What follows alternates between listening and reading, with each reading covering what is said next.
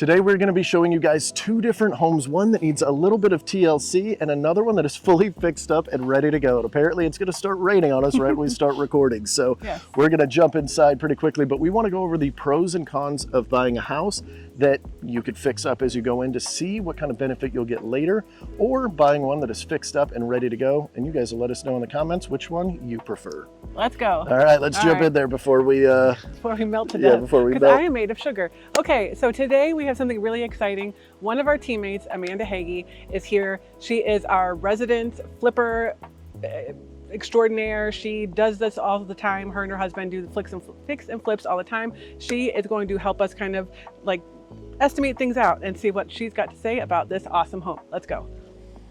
So this is 2605 Windsor. It is a 2-bedroom, 1-bathroom, just under 900 square feet house. Thanks, Amanda. Hi. And this is listed by LPT Realty. It's actually Miss Kristen's Yes. listing. Yep. So this is Amanda. Hello. All right, so Amanda is going to take us through the home and she's going to kind of explain to us what she thinks is gonna be good for a flip. Ready? Yeah. All right, let's go. So just from walking into the home, there are a few things that I would do throughout the entire home. I would start with the floors. These are older vinyl, like the rollouts. Yeah, the rollouts. But I would put down either LVP, that's a good DIY option, or maybe even tile. I'm a big fan of tile. It costs more for labor to do tile, but sometimes you can get it actually cheaper than LVP. So that can go either way, but I would replace the flooring throughout the entire home. I would also paint everything from the trim on the floor all the way up to the ceilings. Give it a fresh coat of paint it would brighten it up in here and do wonders.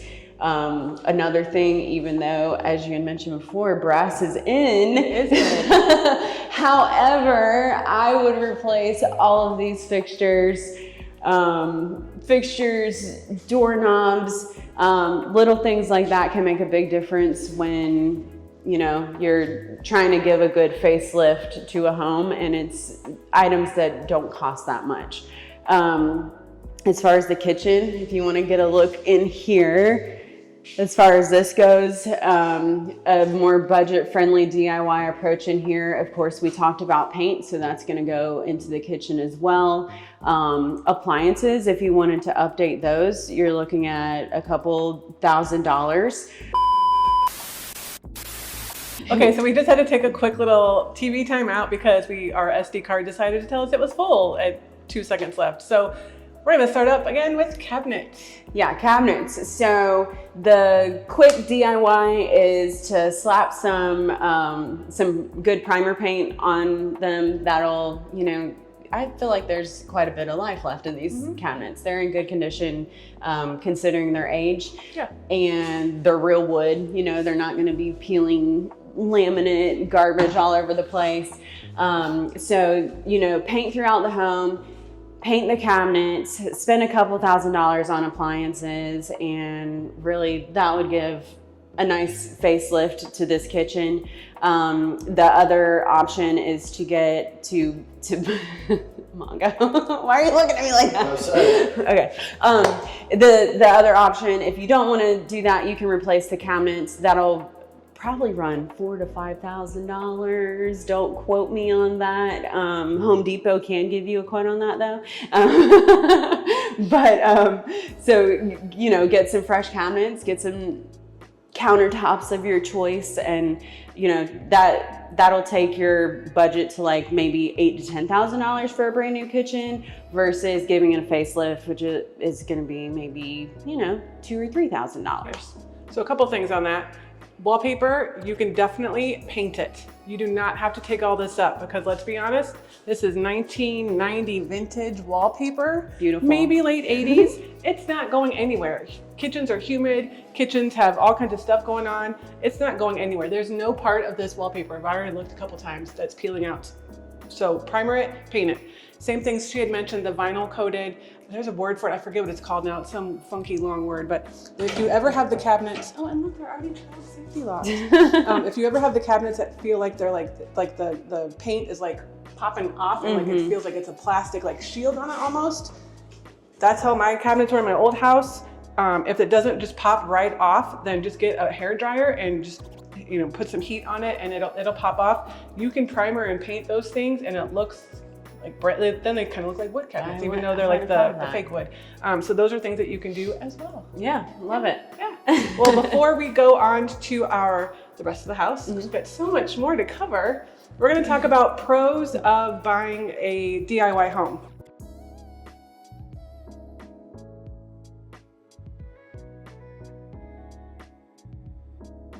All right, so we're going to talk about 4 pros of buying a DIY home. First of all, you're going to get a lower purchase price, which means your mortgage is lower. So yes, you're going to have a little bit more costs when you're doing all the DIY things, but your mortgage payment is going to be a little bit cheaper than if you do buy that already built, remodeled home. Second of all, you get to do the customization. So everything is your taste. If you're buying the other one where it's already fixed up, you might like it, you might not. There might be some things you want to change, even in the new home. This is all you. So that's another really great pro. Third thing is you might have some equity into the property, especially if you're doing all of these things, you're buying at a lower purchase price, you're putting some things into it, you could have some built-in equity there.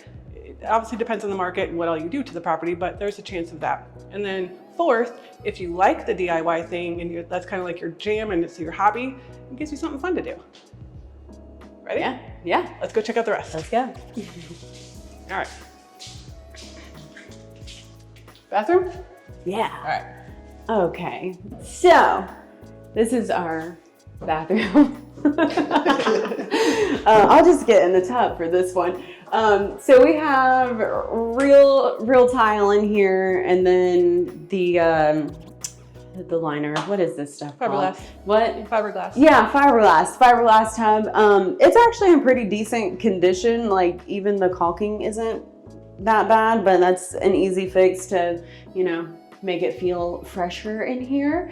Like I said, for the rest of the house, like the flooring, this has that lovely floral wallpaper as well. I think we could paint right over that. Replace the fixtures, clean up the vents or replace those. I've actually taken them down before, cleaned them and spray painted them. And that's like a $3 fix for vents. That's actually a good idea. Yeah. And then the freaking the vanity, you can get these for a few $100s. I would probably just replace it, do a new vanity and a new sink, maybe probably a new mirror as well. But I think that you could give this a facelift for minimal cost. Really, like vanity and sink, maybe $500-600, maybe a little higher. Don't quote me on that. And then, paint, and I don't know, pretty easy, painless process in here. We're gonna play a new game called Amanda, don't quote me on that. So this is your biggest bedroom of the two. We're calling it the owner's bedroom. Can't call it a suite, but it's the owner's bedroom. It's got a cute little window seat here, and then the closet right behind her. But what would you do in here? In here, actually, this closet's bigger than I thought it was. I like it. You want to check it out? Oh, nope, sorry, there's no light. No light, but it's spacious, for a smaller home. So in here, I would do the exact same things: flooring, paint, and light fixtures. Something fun about DIYs is, the contrast walls. Is that what they call them? Yeah. Contrast walls. Contrast walls are in right now, so you could do something fun like that in here. But I don't know. This is like a nice, light, bright room with the big window. So the same things, floor and paint, are going to make all the difference. Oh yeah, and light fixtures. Yeah. That'll make a world of difference in a room like this. And then if you want to get creative and add something fun or add like color inside of this window. Or wallpaper. Wallpaper is making a comeback actually. And I've seen some I've seen some really, really pretty contrast walls with Like, I'm wallpaper. not kidding. The two that are in this home, I'm pretty confident my mom had in our house at one point in time. I'm not so sure the one in the kitchen that I would replace it. I'm just saying, like, it's vintage feel to me, and you can make that work. Like, I don't know. I'm just saying. I'd paint it. Well, one thing we were talking about for this little seat here, like, I was like, oh, I've always wanted why can't I think of the name? A window seat now. But because I could put like a big, huge, like tufted pillow and like a big, cute little reading nook. Yep. What did you say you would use it for? We're not going to talk about that. I'll tell you. It's going to be where the folded laundry goes. Yeah. Hey, at least it's clean and folded. But it could also be a really cute area for your dogs, because I know my 2 dogs would make this their little bed. My cat, Cuddles, would be very happy in the window for It's life. big. Yeah. All right, ready to see the next one? Yeah, let's go. Our next and final bedroom.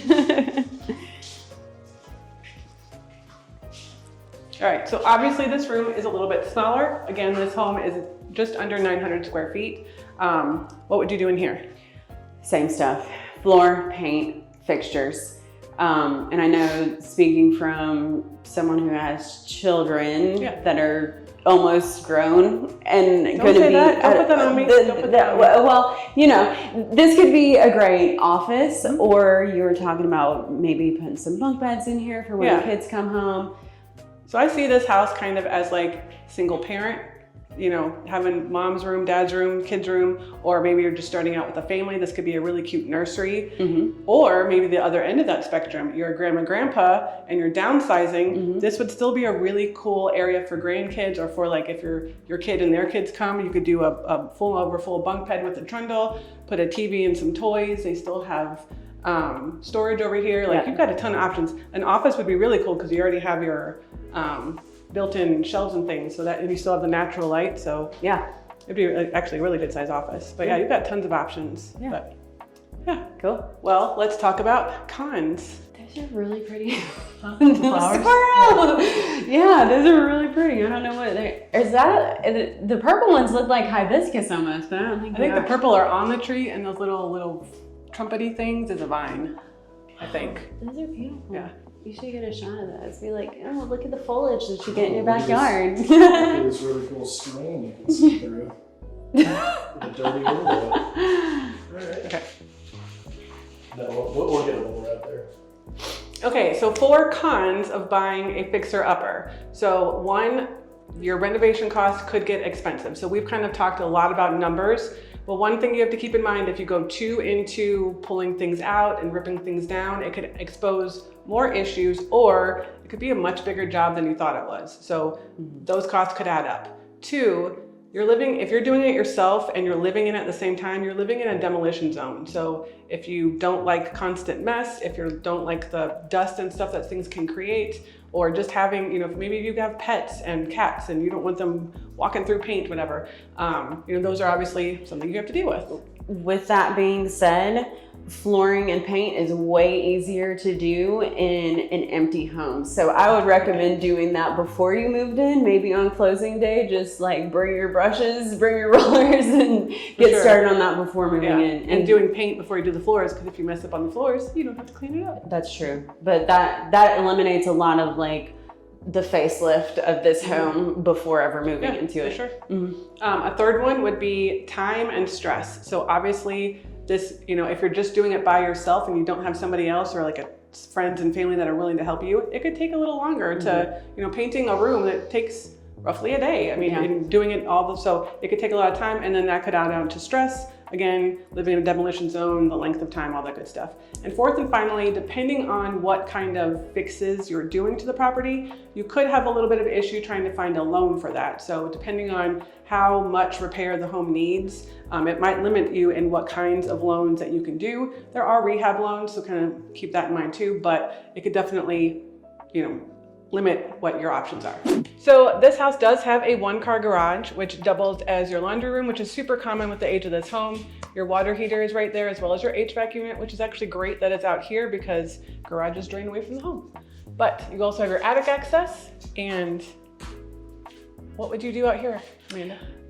So I could see this garage getting used more so for storage than a vehicle. If it's just used for a vehicle, that's cool. If it is storage and also laundry. I would probably, you know, since we're gonna paint the interior inside of the house, we might as well paint out here. It has drywall, so that's nice. It actually is like, you know, it has potential to be appealing. I would probably get rid of these curtains. Definitely get rid of the curtains. But yeah, I would slap some fresh paint in here, and I think it would be great for a little bit of storage or a little workshop. Laundry, maybe a little laundry table over here.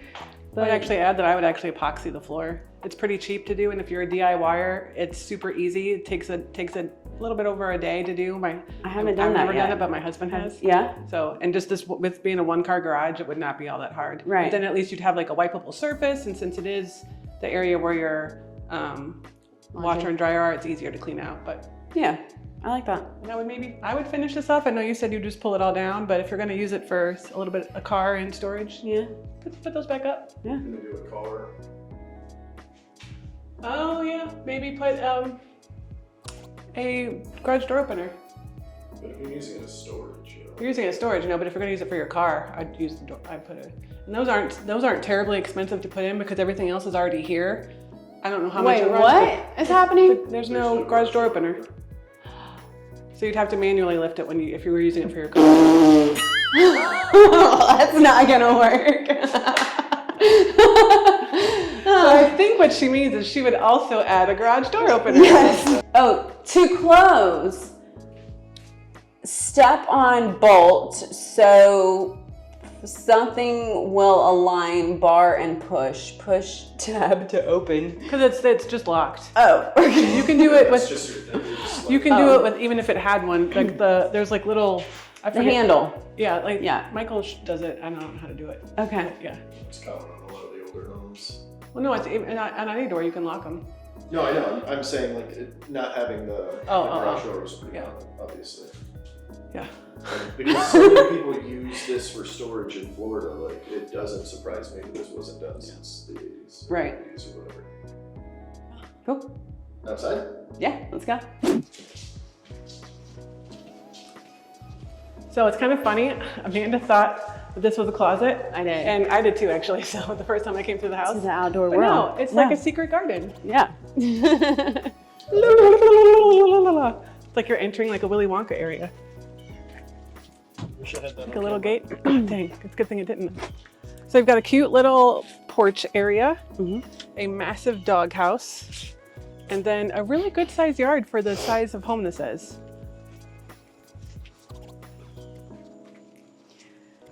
Ugh.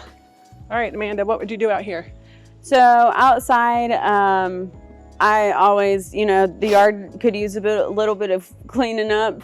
But aside from that, as far as the house goes, a good pressure wash and maybe finish painting the house.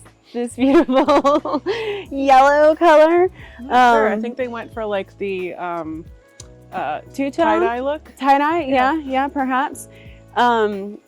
But yeah, paint can make all the difference. And really, like, if that's something that you didn't want to do on your own, you can probably get a paint job for a few $1,000s.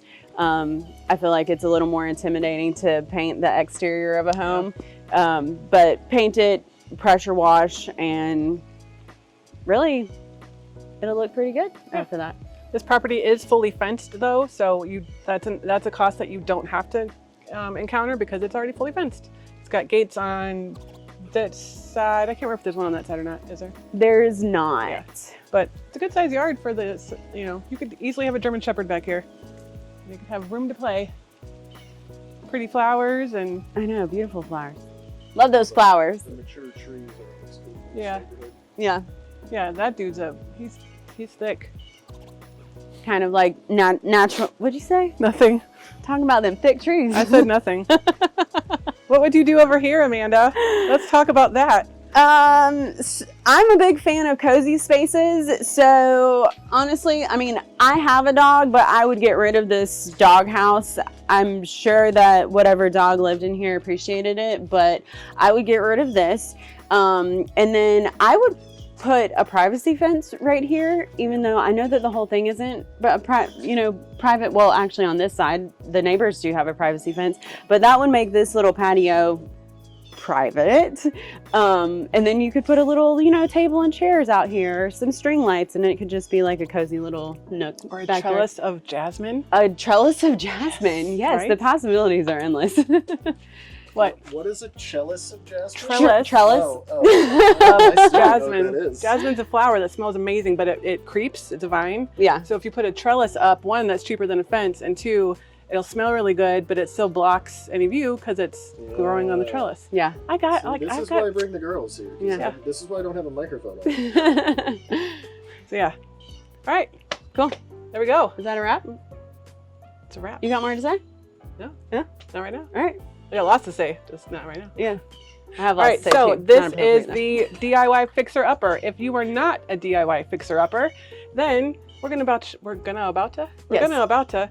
to show you another home in this neighborhood that is already done for you. You get to just move in, put your stuff in, and live happily ever after. If you're a DIYer or if you would prefer a home that is move-in ready, let us know in the comments. Perfect. Oh my gosh, look how cute this is. Got a little bridge. So cute. All right, we decided to keep Amanda with us on our second property. We are sitting out here in front of 3004 Yorktown. First, real quick, before we go show this one is completely done up, ready to go. I want to say thank you to my buddy Jordan Dennis over at Century 21, All Points Realty. I think they did a pretty good job. So I'm excited to walk this with you guys. As we're going through, we're going to do a quick walk around through the property. We're going to kind of give our opinions, our thoughts, and then we're going to go through some of the pros and cons of buying a property that's completely ready to go. Then we'll talk a little bit about the neighborhood. But first, let's jump in it. So, very similar size property. This one is a little bit bigger. It does have one extra bedroom, one extra bathroom. It is currently listed, I believe, Kristen, remind me, $299. So $299,000, this is what it looks like if you're getting one that has been either DIY'd or flipped throughout the process. I'm not sure, it's kind of hard to tell, but we're just gonna run through it and just give some of our opinions on it and then show you guys exactly what it would look like. So, whenever you're done with everything. So they went with the tile, they went with it looks like 12-inch tile here. I'm not a fan of this transition here, although tile, especially this tile, is such a huge pain in the butt to give up. I worked at a restaurant once where we had to do it, and it was that exact tile, and it was the worst 3 days of my life. But this is the living space, very spacious. There's a couple of like little dings and stuff here that I think they could have done well with just throwing a little bit of coat of paint on, because I bet they have this in the garage somewhere. I don't know 100%. And I think Miss Amanda pointed out right there that quarter round too could also be, a little spruced up, right? A little touch up goes a long way. Yeah, especially when your house is, on the market like this, you're trying to get top dollar for it, what have you. Great fixtures. Kitchen is very spacious. It's one thing that this neighborhood actually has a lot of, surprisingly. Even though the houses are not huge in this neighborhood, this is Green Acres, a lot of their kitchens are larger. Even on the last home that we were looking at for a sub 900 square foot home, that kitchen was big, right? Yeah. In comparison, right? And then of course you get this one, and this is plenty big too. You've got cabinets and stuff. I think the other one had a little bit more cabinet space, if you think? I think we counted them as 10 sets. 1, 2, 3, 4, 5, 6. Yeah, so a little bit more cabinet space in the other one, but still very good. And it's added, it's attached right there to the living space, so you can be in front of the action while you're doing dishes, watching the kids play or what have you. And then it's got this, and this I'm never a fan of when they put this up. But of course, you got blinds, you can close it off if you don't want your neighbors, peeking through to see what you're doing for dinner. You can definitely do that. But it does give you quick access to sit outside, whenever you're cooking or whatever you're doing. All right, let's go. Let's get some new modern fixtures here. They got rid of all the brass. I don't know if there was brass in here before, but. Here, go for it, Amanda. All right, so this is the laundry area. It's a little bit of a tight squeeze. I actually prefer the other laundry area over this one, but yeah, at least there's this space. And then do you want to look in the garage? It's on. Yeah, so garage, you know, halfway finished. Oh yeah, it has the garage door opener, which our other home did not have. That's a pro, and I feel like this is a little bit wider than the other one too, but it looks like they slapped some paint up, and yeah, not too bad. Good, nice garage. So just keep in mind too, whenever we were talking at the last property, we pointed out the water heater, the heater core, and the washer dryer all being outside for leak purposes. This is exactly what we're talking about here. Chris, if you want to flip around and show them, if any of these things leak, you're gonna have a little bit of an added issue. Granted, there is tile in here, so you're gonna mitigate most of that, which is really smart of them. But if you did have LVP, even though they say it's waterproof or water resistant, if the water's sitting on there too long, it will damage them.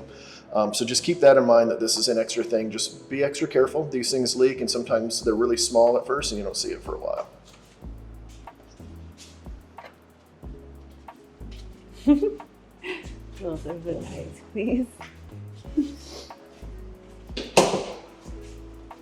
Had a couple of little closets as we're going through here. Oh, I love the tile that they did in here. I didn't even notice that on the first walkthrough. So very cool. It looks like they updated just about everything. You know, nice vanity. And this is actually, in the last house, this is exactly what Kristen was talking about.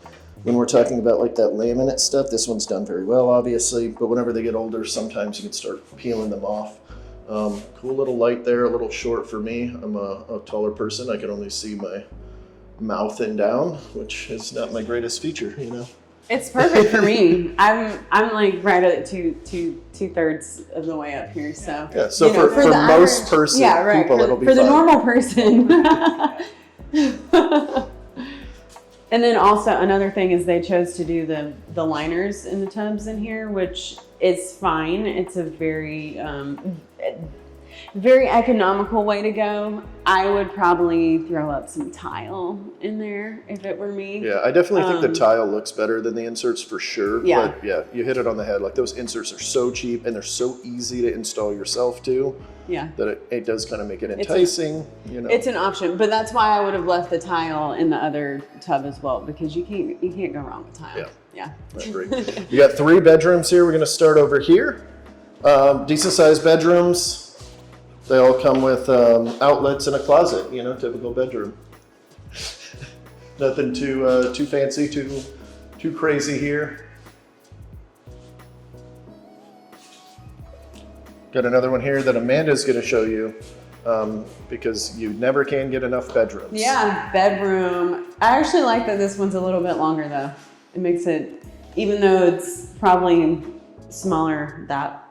Yeah, I like it too, especially if you've got like an older kid into video games or something, like the bed. They've got like a little spot for like a desk or something if they wanted to. Yeah. They're doing schoolwork in here, what have you. Like it definitely provides some extra space you can utilize. I like that. I agree. It comes with a closet, which is always good. Yes, closets are great. Now I've got the master here. You do have a great view of the neighbors behind you. This neighborhood's just like that. They're just a little bit closer together. It is a starter neighborhood. As you guys hear us talk about on this channel quite a bit. They redid the flooring in all of the bedrooms, the same stuff. This is LVP, as we were kind of talking about before. You can get it very inexpensively, and it's the popular thing right now. It's scratch resistant, water resistant. Putting those in quotations because obviously there's limits to everything. It's also way easier to do as a DIYer than tile. So yeah, probably one of the easiest floorings you can do. I actually think this is easier than doing carpeting, because even carpeting, you've got to cut it and everything, and then you got to stretch it. And with this, it's actually fairly simple. There's a lot of great YouTube videos out there that'll show you how to install it. Yeah. And you can get LVP for on sale $1.50 a square foot, all the way up to $4 or $5. You start getting into the higher end luxury, the real thicker ones and stuff, it'll start getting more expensive. But for the most part, they're sitting around $2 to $3 for the most part per square foot. yeah. We'll test the marriage though. Ask me how I know. How do you know? Here, let me give you my microphone. Tell us. Because that's what my husband and I did on our last house, is we installed about 1,800 square feet of LVP. Oh, gross. okay. I'm sorry to hear. Crystal Mary. I bet if you did it again for a second, Nope. but if you did, it could only get better. So this is a closet here in the master. Decent enough space. Yeah, entry-level home, so you know it's not going to be anything crazy with the walk-ins and stuff that we generally see. We've got more inserts. We've got another commode and single vanity, which, you know, for the size of the house, pretty good. I like that it's got this extra space here. Should you decide to upgrade this down the road, you want 2 vanities, you definitely get the space. You'll just need to get a plumber in here to make sure that those pipings get whatever they do with the pipe. I don't know what they do. That's why we pay the plumber. I'm just good at selling houses and stuff. All right, let's take a look at this backyard. If we can find where the door is. Oh no, it's just the side one, huh? Okay, so that's kind of unique. This is also your way to get to your backyard. I should have pre-unlocked this.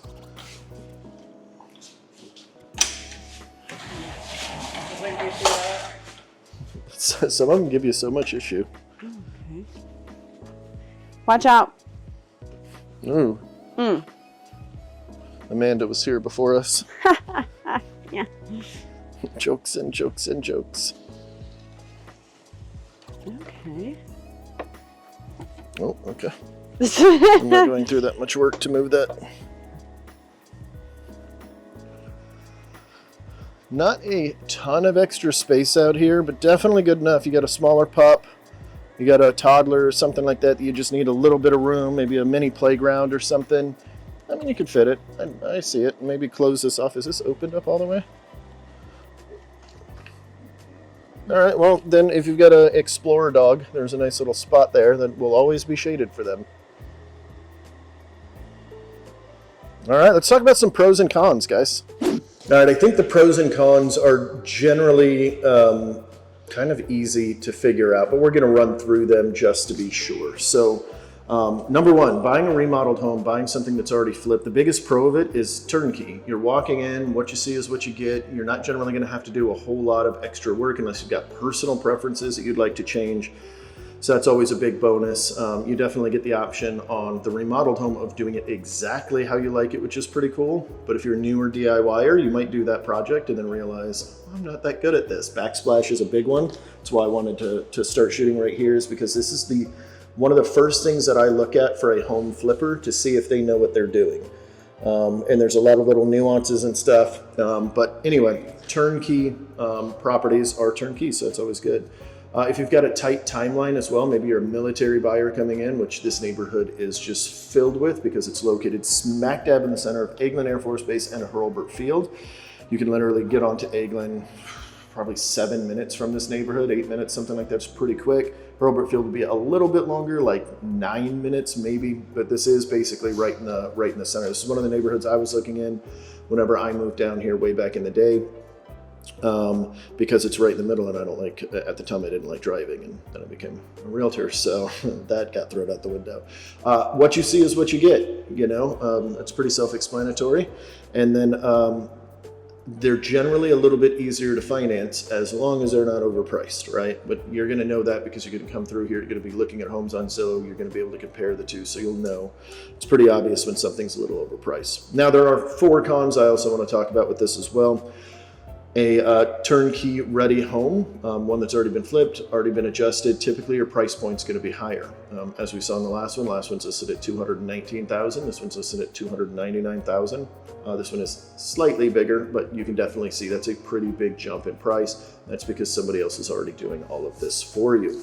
And the second one is it might not be your style. The cool thing is you can just keep looking, you can just move right on. So you can kind of alleviate that con a little bit, but because as you see is what you get, you're getting it just like it is. You're generally somebody that has just put in a bunch of work on this, whether they're DIY or whether they are, you know, a flipper like Miss Amanda, then they're not going to change it for you. They're not going to put in this beautiful backsplash and then you go, well, I'd like it if it had blue undertones. They're going to be like, okay, cool, well, do it yourself later because we're already done with it, right?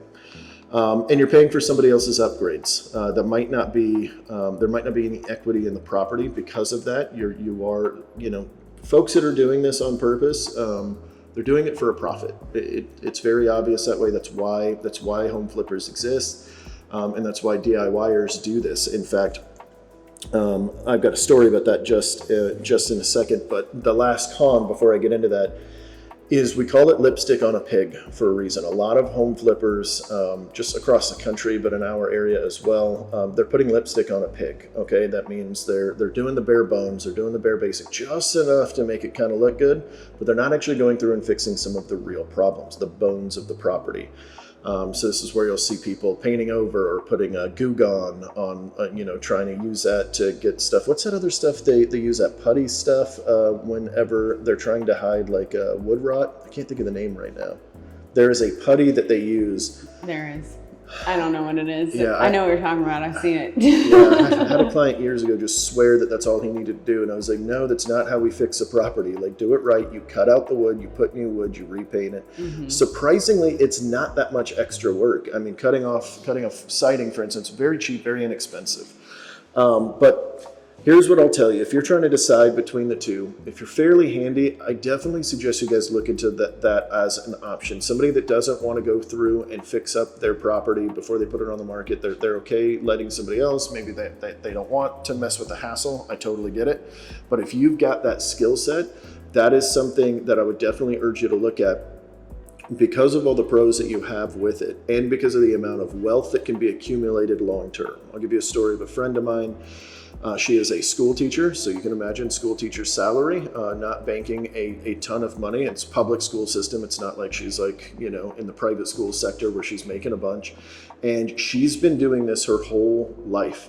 She's in her 30s now. She now has a family and stuff. But even when she was single, she'd literally buy a house. I think her first one is like 21, 22, live in it for 2 to 3 years, fixing it up as she goes. Every time, and she always used to host people, which was always so funny because there was always something going on in her house. As Kristen mentioned on the last house, that the demolition zone that she was talking about, there was always something like that in her house.